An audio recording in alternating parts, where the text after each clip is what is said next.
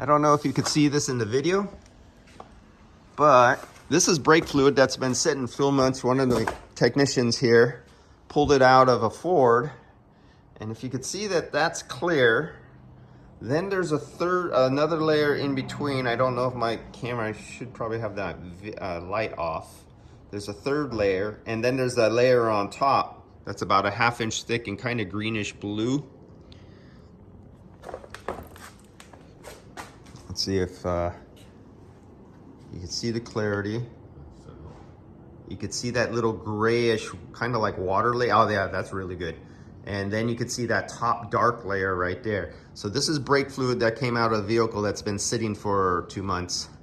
And yeah, it's a little overdue. And then you could see some cloudy little like algae stuff floating within the clear brake fluid down below.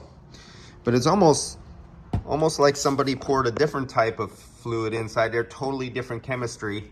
And then this is the water separating out between the two layers. Interesting.